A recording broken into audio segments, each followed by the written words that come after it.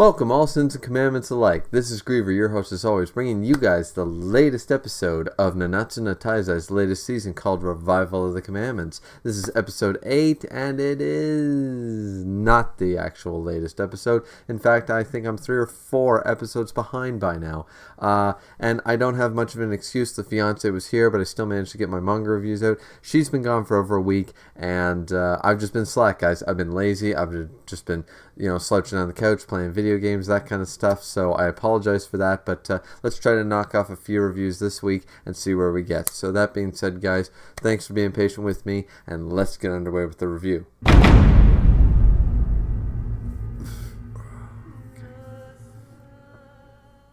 So now, thankfully, guys, there wasn't really a whole lot for me to go over in this particular review because the episode was kind of boring for me. I had to watch it 3 or 4 times because I've tried to make this video 3 or 4 separate times, and every time I did it, I actually have a recording back when it first came out and I was actually caught up, and of course, it didn't happen. It's because I wasn't really happy with how I did the video and I wasn't happy with my response.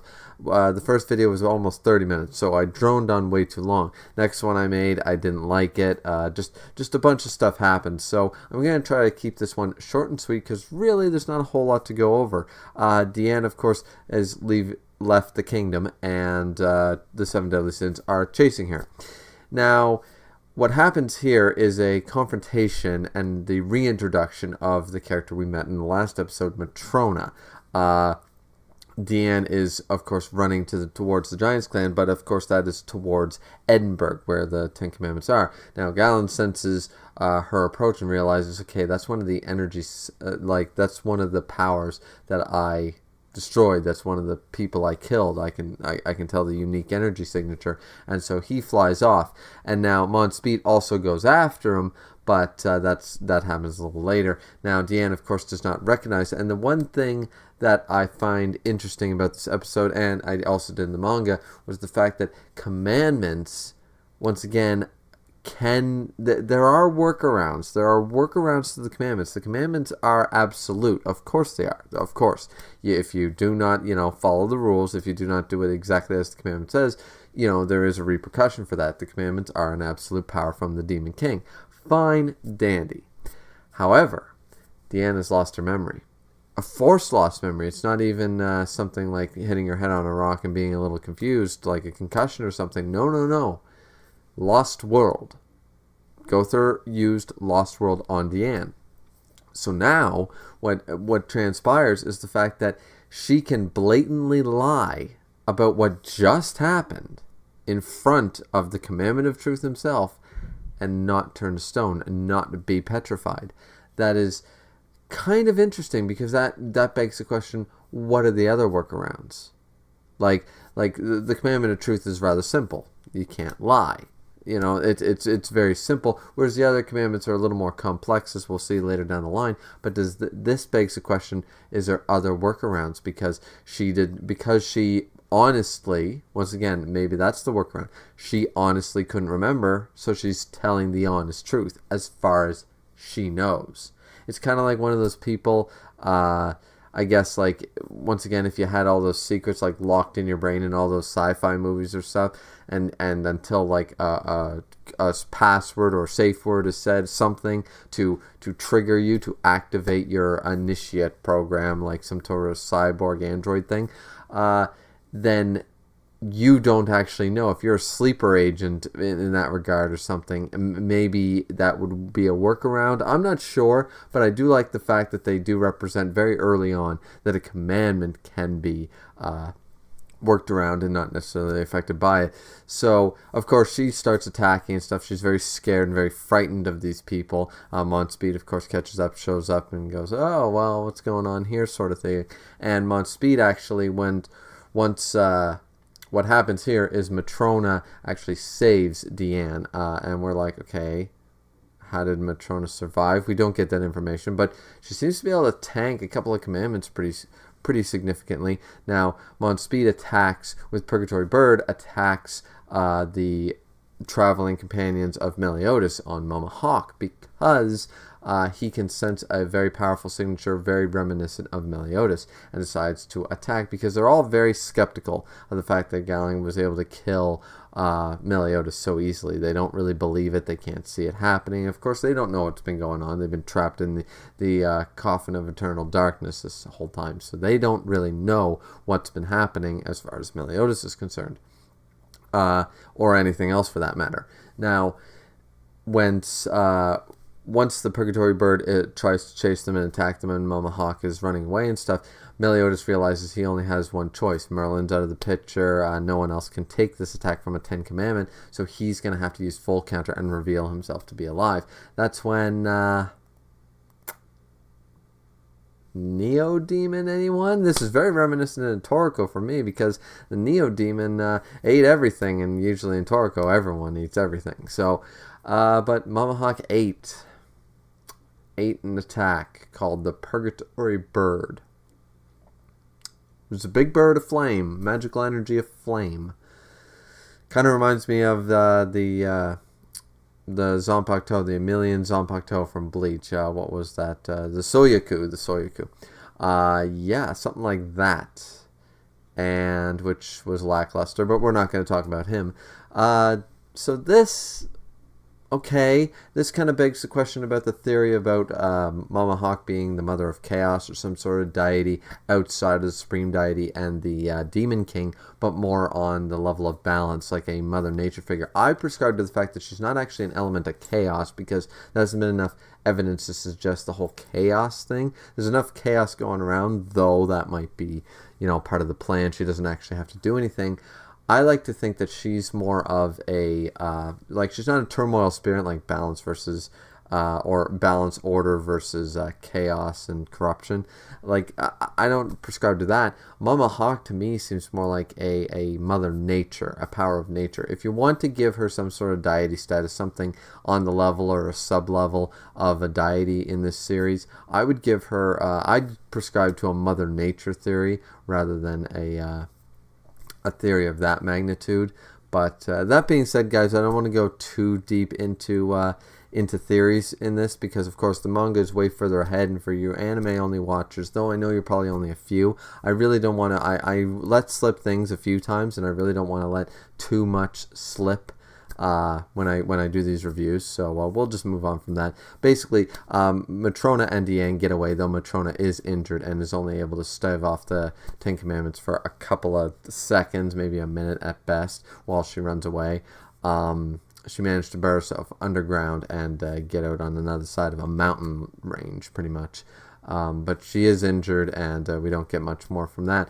Now, the rest of them who on Mama Hawk and at the Boar's Hat kind of recognize, okay, Deanne is safe right now with that powerful signature. They seem to have escaped, and clearly it's a trustworthy person and whatever. Merlin kind of convinces this, and King is ready to go find her and try to, confess his love and try to heal her and all that stuff. But between all of them, they kind of convince him to kind of settle down. Now, Merlin brings up the point of, okay, I took away Meliodas' power. We need to get it back. And this is where it's revealed that the reason she did it was because Meliodas is, of course, the sin of wrath, and when the seven deadly sins were originally framed, a little girl was injured during their escape, and he was going to lose his shit. He doesn't lose his shit very often, as we see from this happy-go-lucky, he could take Luffy to a friggin' angry contest for days, weeks, and years on end, but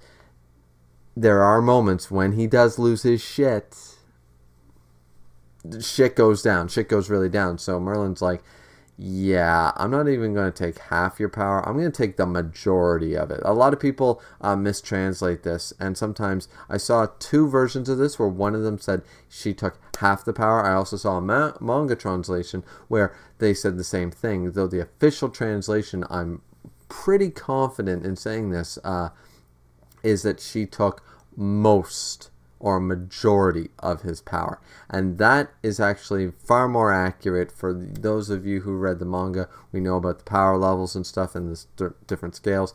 there is no way it was only half. It was far greater. It was the majority of the power. So for those of you who have been watching the sub-translation of some of these episodes and maybe got a kind of a rougher translation, maybe not such a great one, don't mistake in this episode that it's only half his power. No, it's a lot more than that. So they all decide to go to the Druid village where it has been sealed. So we go to some type of Stonehenge looking place. Looks kind of cool, like a English countryside sort of area. And they're walking through the place. Elizabeth, Meliodas, and everyone's just slowly making their way into this place. Now they cross through one of the archways, I guess you'd call it, and all of a sudden, boom, they're in an actual beautiful, like Garden of Eden sort of looking area where they're greeted by 3 people. Of course, one is the high priest of the Druids, and the other 2 are the actual Druid leaders themselves, these 2 sisters. Now, they both seem to already know who Meliodas and Merlin are. They know who the 7 deadly sins are. They know why they're here. So it's not a whole lot of information that we didn't already know. Gother and Arthur kind of hang back a little bit. I don't know why Arthur does. Gother's trying to read the situation, I guess, trying to figure things out. But Gother's always weird. Once again, not a huge fan of the character, but he's always so damn weird. Now, so they skip a little bit of the fluff. They add fluff in some areas, but they kind of skip some of it and kind of jump to the main event where it's, all right, Elizabeth, Meliodas, and they follow the black-haired, I forget her name off the top of my head. I think it begins with a Z or an X or something weird. It's not a name I'd pronounce correctly anyway, so I don't think it matters. They follow the black-haired leader of the Druids, the younger sister, to the cave in the back there that we see. And this is basically where the episode ends. We see the fact that they're in this very dark cave, and they say, okay, you have to go through a trial before we give you your power back. We can't just relinquish this power. It's sealed for a reason. It was taken from you for a reason, and we need to make sure it's okay to give it back to you. This is very kind of strange to me in a way, because I'm kind of like, okay, Meliodas had this power for X number of years and didn't lose his shit over a lot of stuff. But when he did, I understand there was cataclysmic size events, though. I don't know. It seems like awful boisterous of them. Like, okay, so Merlin managed to take your power in a moment of weakness, gave it to us, we sealed it, and now you're just gonna have to live with that. It's like, wait a minute, no, you stole something from me. I think you should just give it back to me. Like, you have no right to it, you know? And I sometimes like animes, manga stories that actually focus on a level of someone who owns something, sort of reminiscent of Ginyu taking over Goku's body in the Frieza saga. Even though Goku was a very strong individual, he could not access the full potential of the body, nor could he access the Kaioken, because it wasn't truly his power. He didn't know how to access or use the power. Just because he stole the body and has the power doesn't mean he knows how to use it, because he's not him.